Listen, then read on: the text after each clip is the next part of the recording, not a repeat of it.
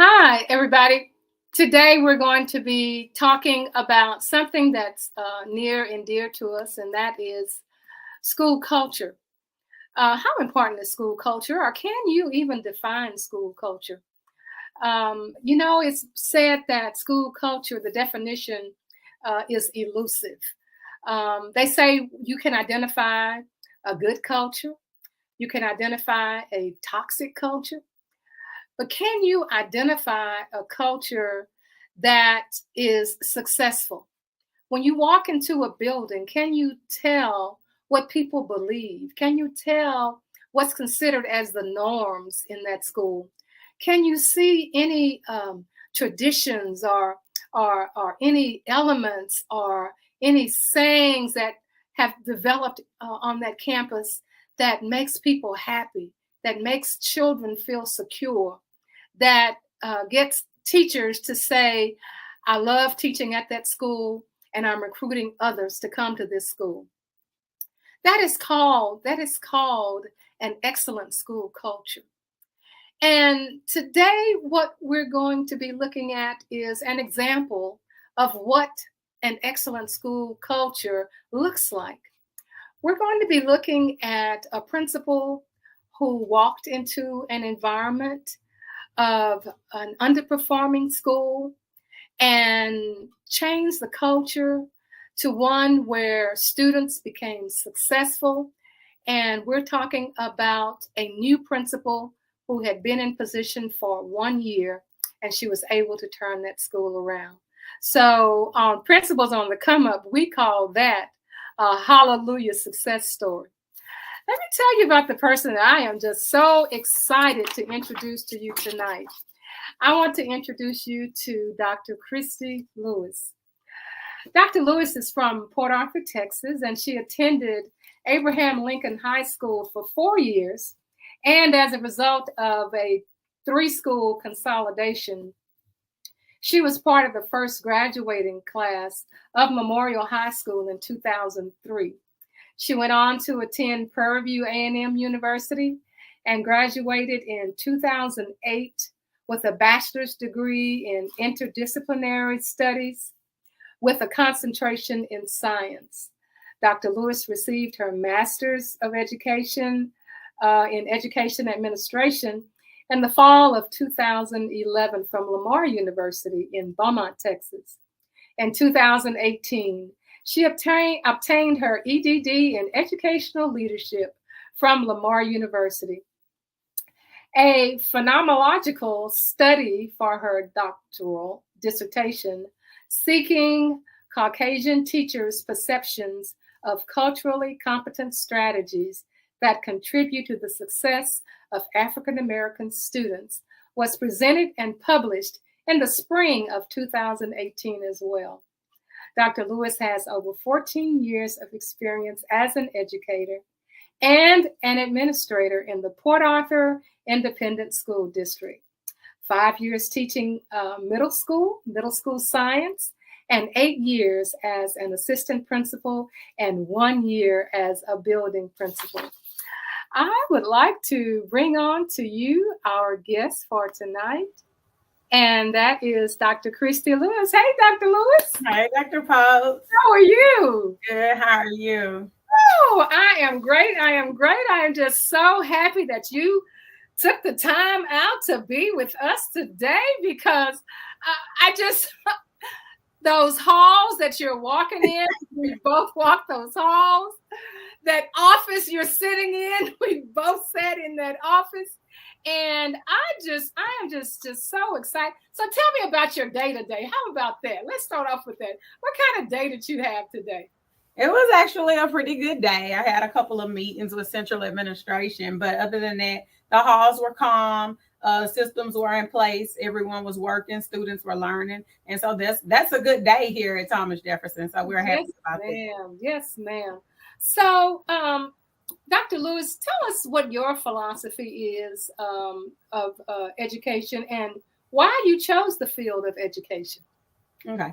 My philosophy, and what I tell students and parents, because I try to live it every single day, is that I want to be firm, fair, and consistent every single day with every student, every parent, and all of my interactions with my faculty, staff, parents, and students. And with that being aligned as such, it helps me to be in my practices to be consistent across the board with everything, and there is no real questions on how something is happening, because the staff and the students already know the expectations set forth, and they already know the standard here. And so with that, if we are infusing that character education into the curriculum and making certain that we're meeting the needs of the total student, then I feel like it's a win-win for all. So we yes, we care deeply about the academic proponent of it, but more so we want to make certain that the kids are fed, that they are clothed, that they are fresh, and so we try to meet those needs as well with community closets and things like that we brought aboard here at Thomas Jefferson. So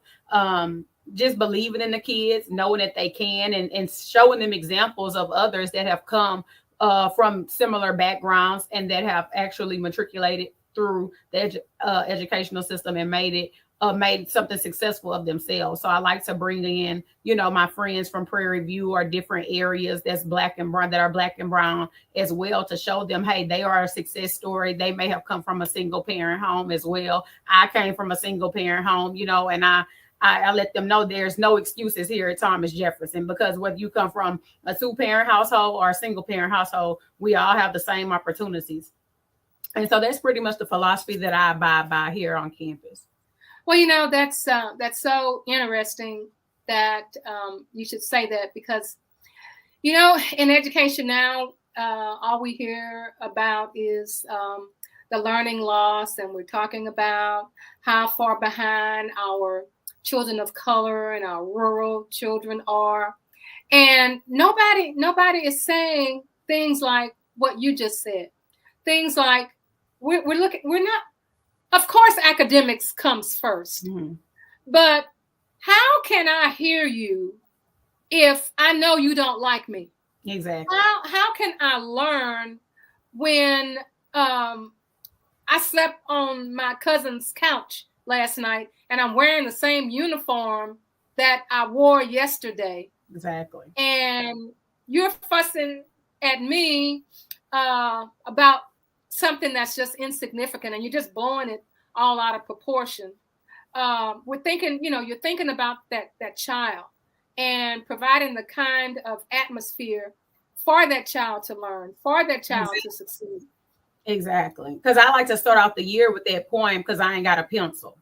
Because some of our teachers may not be aware, but when we start off that school year, my very first meeting with the teachers, I passed that poem out to every faculty, staff member, security, custodian, cafeteria worker, everyone in the building, so that they'll know this is where we are. We're not making excuses for them, but we're going to understand exactly where they come from, and we're going to work that way. Exactly. So tell me about where all this passion comes from for you to be in education and having chose that as a career. Well, I come from a family of educators. My dad was a coach, and my mom was a special ed teacher for 34 years. And my dad stayed in the education system for over 40 years. But my sister is also a teacher she's an elementary PE teacher. So it came, but I actually started off in nursing. I went to Prairie View, and I was accepted into the nursing program, into the nursing school. So I actually went to clinical rotation. I really think you were just trying to show them I'm not gonna be like y'all. I'm gonna be something else. That's what my mom said.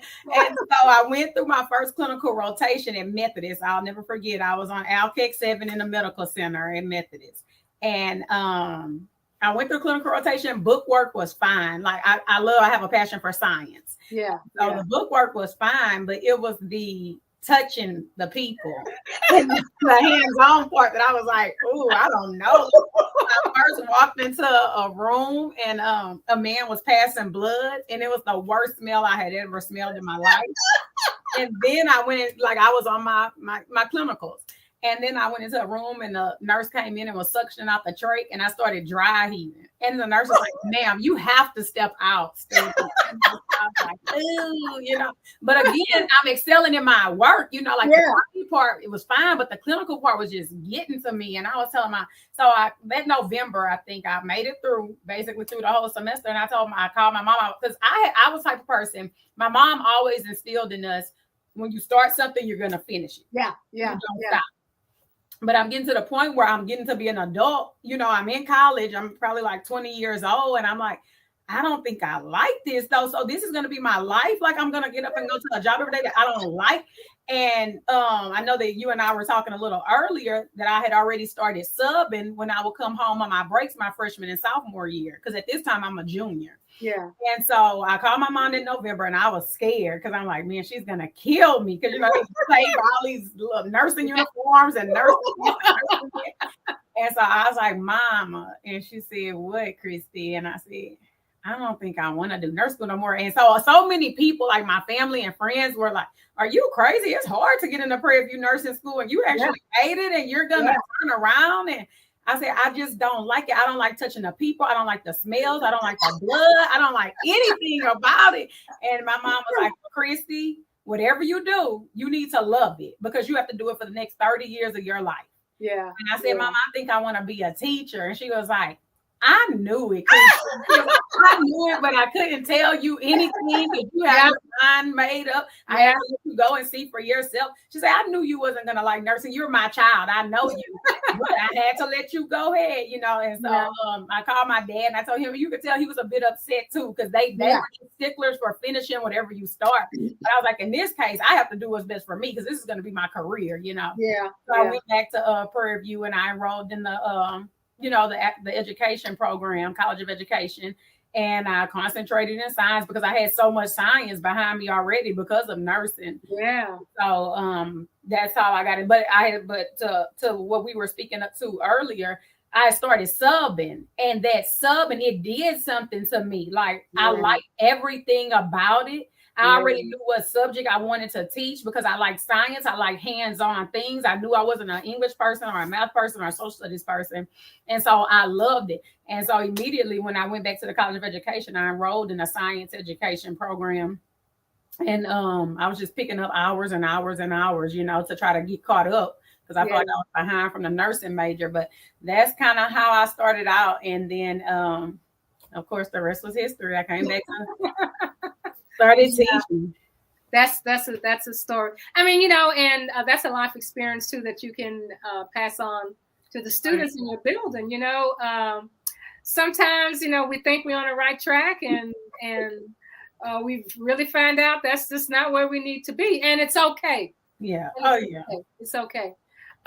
So what I want to congratulate you on is the success that you had with your state assessment scores, where you took a school that became underperforming, a school that was known as a school for its exceptional grades and students, and a school where you were a part of a successful school. And then coming back to that school and finding it to be underperforming and in need of improvement. So I just congratulate you on that, turning that school around from F rating to a B rating, which is phenomenal, especially in light of the pandemic and all the changes that went with that. So tell us about some of the things that you think were important to the turnaround that happened in your school. Well, first it was God, because I stayed on my knees a many a nights praying for this campus and praying that we can just make some progress. Yeah. And the team, of course, it was not me at all. I mean, I have to give it to my team. I put systems in place for us to work but they worked it. The team worked the plan didn't work them. So I mean from my administrative team to my teachers, my custodians, my secretary, of course, my cafeteria worker, my IC. I mean, these people, they were phenomenal. My entire team was phenomenal because everyone bought into the vision and they ran with it. My entire team, my counseling team, everyone ran with the vision. And so it definitely was not just me. It took an entire team. But what we did was we came in and we put systems in place that were not there before, because a lot of people would say, oh, the pandemic. And yes, that played a part because you had students out of school so long and out of routine, out of systematic routine. So it was just getting that back. But that really was not, it didn't take long to do that because kids actually like structure. Yeah. They love structure. Yeah. And so being back in school, and as long as we laid out the expectation and told them what we expected and then followed through with it, mean what you say and say what you mean with the parents and the students, the staff and everyone, it took a team effort, including the parents. The parents were there for us. You know, we put in, you know, different things like the Titan plan for success, so that whenever a kid started slipping in their grades with C's, D's, or F's, then they automatically would receive a phone call, and that will prompt the parents to begin sending them to tutorials or, you know, actually supporting the school. So we do thank the parents for that as well. I can't quite remember the rest of your question, Dr. Pope. Well, the things that it took. So the first thing you said is that you had a system in place. Mm-hmm. You had an equitable role. Mm-hmm. That is, everybody who's at the school. It doesn't matter whether you're at the administrative role, mm-hmm. or whether you are a cafeteria worker or custodian. Everybody has an equitable role for success in your school. Yes, the security even shut things down, you know, that I asked to be put in place. As far as one thing we did at one point, we saw a lot of traffic in the hallways. So mm-hmm. that's something that you have to stop, because it's coming from a teacher, of course. If teachers are allowing a lot of passes out in the class, so we stopped it. And so we started roaming periods to where no one had office hours, not even myself. Mm-hmm. No APs, no one was to sit in the office. We were roaming the hallways all day long, mm-hmm. You know, every period to see, hey, what's going on? Why are these kids out of class? You know, so at that point, when there was no particular reasons, we had to put another system in place. Mm-hmm. And so it's systems that you put in place, but you have to make certain that they are able to be maintained. You know, you can't just keep putting frivolous systems in place. And so with that one, we actually did restroom escorts. So any radio holder, whether it was a counselor, an AP, whoever, a security monitor, once we got a call to the main office and said, hey, this kid needs to go to the restroom, we said, okay, fine, we'll escort him there. We would escort him. So that stopped like one time. It took one time for us to have an altercation in a restroom. And I said, okay, well, now we'll have escorts to the restroom. And then, of course, we make exceptions for for young ladies and things like that. If it's emergency and things like that, then they'll still have to call through the main office and say, hey, we have a young lady with a restroom emergency. And so the hall monitor, the security will say, okay, I have it. I'm on A1. I'm watching them now. So everything is highly secured, highly monitored, especially in the culture and the climate that we're in today in public schools. Safety is a big priority, of course, as always. But just putting those systems in place and holding to high expectations has actually helped us a whole lot. And that is for the staff, students, everyone in between. So in the realm of culture, the things that you just explained to us that you put in place is what we call a common engagement. That means that it's common because everyone knows about it. The engagement piece is that as a team, you really don't have a choice in this. We have decided, we have noted that here is a problem, and it's a common problem. We're going to engage this problem, and we're going to have common engagement, which is a part of a positive school culture. Mm-hmm. And of course, research has shown over and over and over in our schools that are underperforming, if we don't have a culture that's positive, that's infused with a common engagement, where there is some creativity, because the part of no office hours, that's creativity. That is not something that you were taught on your exit exam or in graduate school. That was just the creativity. And like you say, prayers, Lord, give me some direction on this. Yes. But standing on the shoulders of giants as well, because I think back, to me, you have to be a practical, administrator and principal as well. And I think back to when I was in the classroom under your leadership, what kind of things did you do? And so I often reflect back to that when I was in the classroom and working under your leadership. I also worked under Dr. Crochet's leadership before they did the consolidation of the middle schools. And I just think back to what you all often did as far as what practices did you do? How did you do it? And I really think back that far, because to me, you two were some of the most phenomenal leaders I've ever worked under, and so I have to give credit where credit is due to the people who basically helped me, promote and move on and just learn from you all, Yeah, well, I thank you, because, and I did the same thing. Because I worked my leadership under Sharon Dozier Davis, Sharon Bryant. And I could even recall once I became principal, I could recall when I was her assistant principal, and she would have me to do things, and I do it, but I didn't understand it. I said, well, why is she doing this? But I did it anyway. And, 3, 4, 5 years down the road, when now, I'm the principal, and then it hits me. I said, oh, that's why she did that. Yeah. Now I understand. It's like a you don't understand until you sit in a seat. Exactly. It looks good and it looks glamorous till you get there. Right. That's right. So we have lots of principals who are watching, who are first year, second year, third year principals. What can you give these principals encouragement?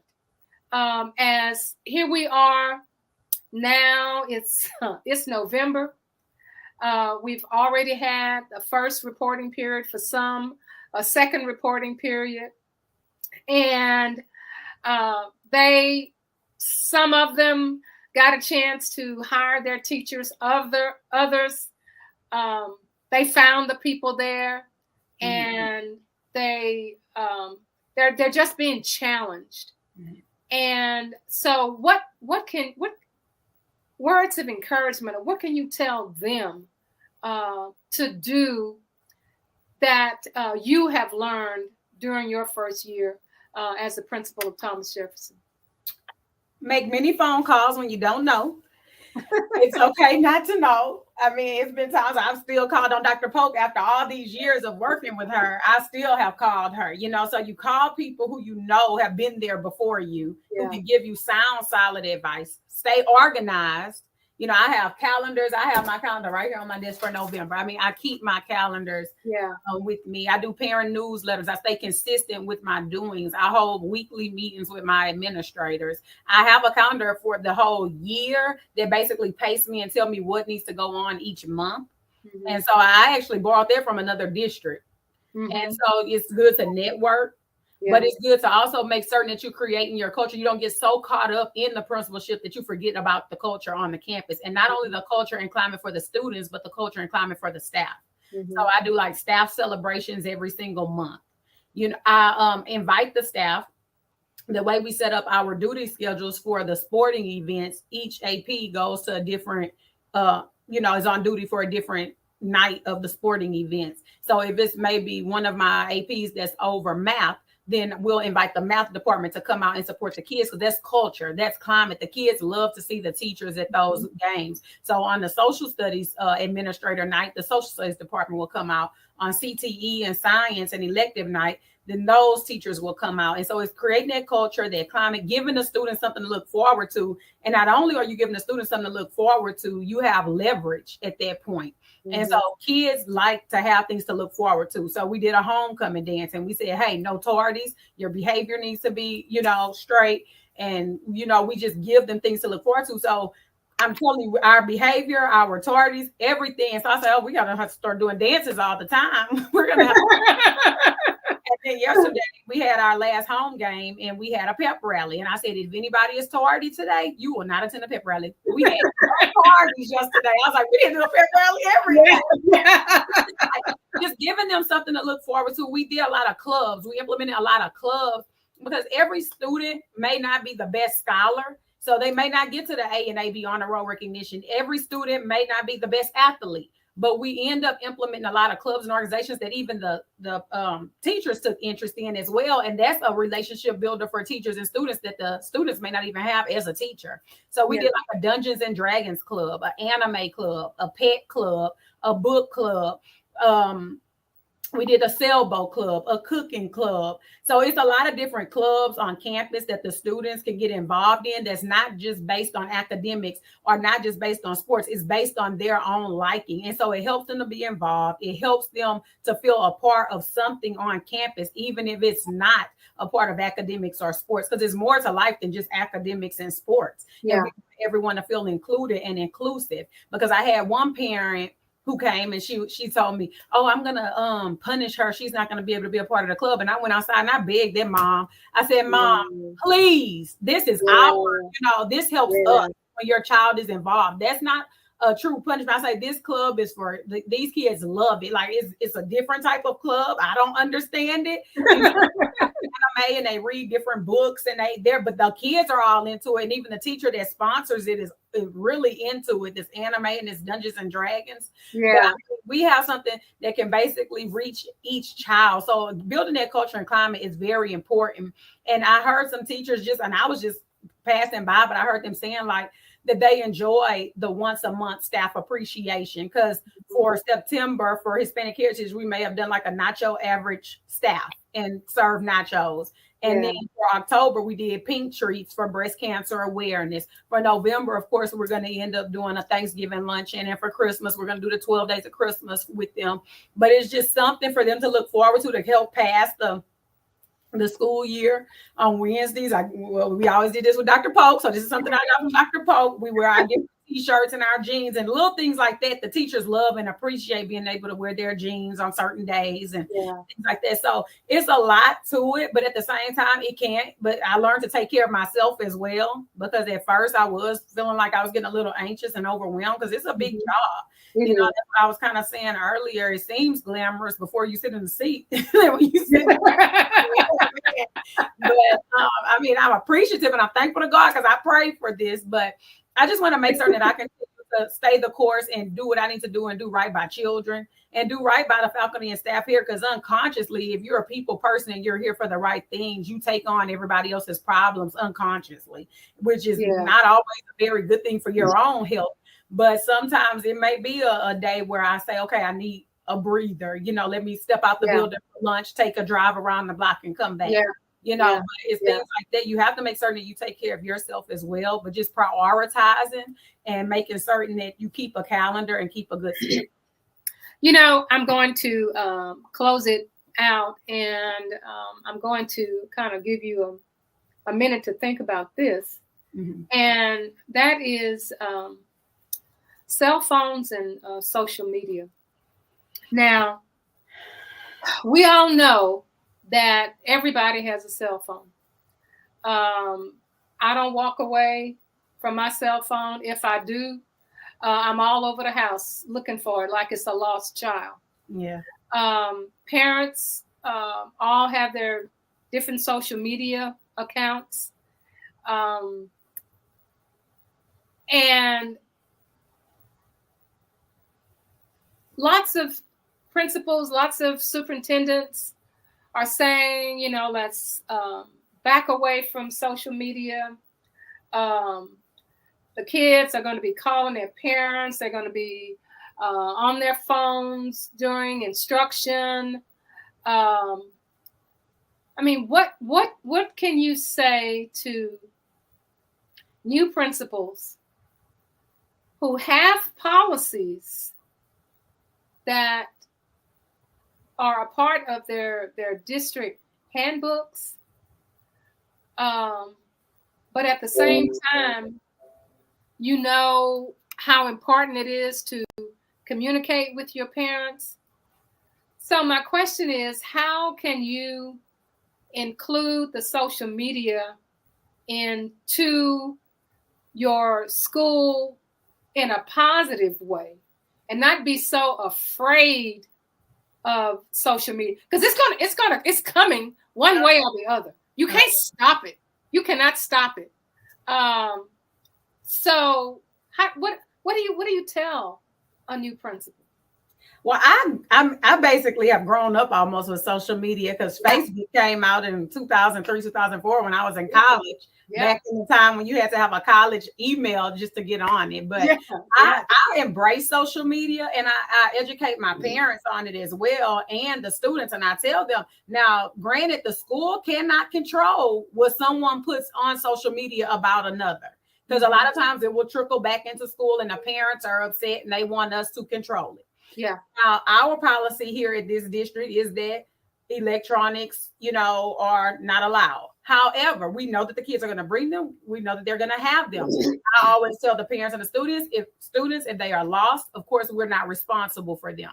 But moving over to the technology part of it, we know that they have their phones. We have a 1-to-1 ratio with Chromebooks, so they don't really need their phones. But in the case that something happened to the Chromebook or something like that, we have where in the classroom, the teachers can put up a technology in use sign on their door if it's being allowed by the teacher. Now, we do have a policy here with no cell phones during instructional time. So we do want them to be put up so that they do not cause distractions and impede on the instructional process. However, we have a lot of teachers that are aware and that embrace it. So like to say they're doing something with Kahoot or doing a quick review or exit ticket. They'll say, hey, pull out your cell phones, put in the code, and they'll go around and check.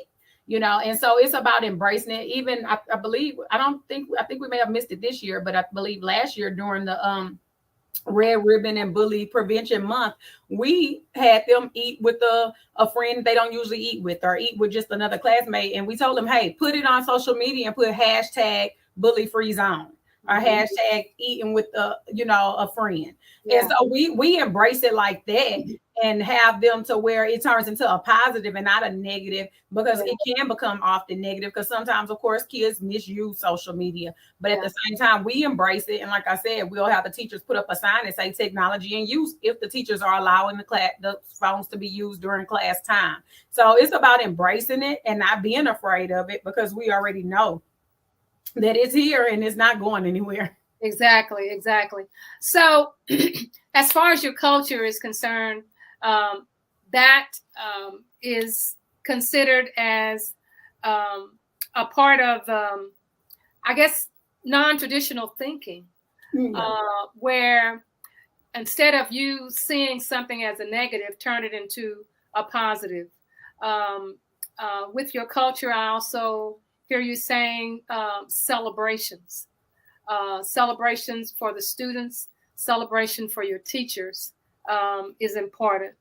I also hear you saying common engagement, where everyone decided or everyone noticed something that was a detriment to the learning of our students.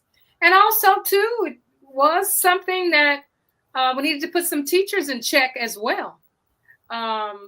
And we made it a common thing where we're all going to be engaged in this, which is a part of a winning culture. And the research says that if you do not have a winning culture, then you cannot expect your school to succeed. And based upon the things that you have told me, the pillars that you have in place has provided a winning culture, and your receipts are your scores at the end of the year. And You also have your community support. You have your parental support and the belief systems that are in your school where children believe that this is a good place to be, a safe place to be. And ultimately, you want your environment and your culture to be one where you will attract and retain teachers. Because we know that the research also says that the teacher who has 1 to 5 years experience is the one who is growing and can share more information about the children, especially the children that we teach in our underserved areas, our Black and our brown children, and our children who live in rural areas. So, Dr. Lewis, I just want to thank you for your time. Thank you for having me. Yeah, thank you. Thank you for sharing the information. I just want to say that, I am just so proud of you and the success that is continuing to go on at Thomas Jefferson, and that is what makes things happen. So I want to say thank you again, and for all of you who are watching, I want to say that we've just been with spending some time with Dr. Kristi Lewis, who is the principal of Thomas Jefferson Middle School. She is beginning her second year and enjoying some incredible success. So we thank you, and we will see you next time. Hold on, Dr. Lewis, while I end the record.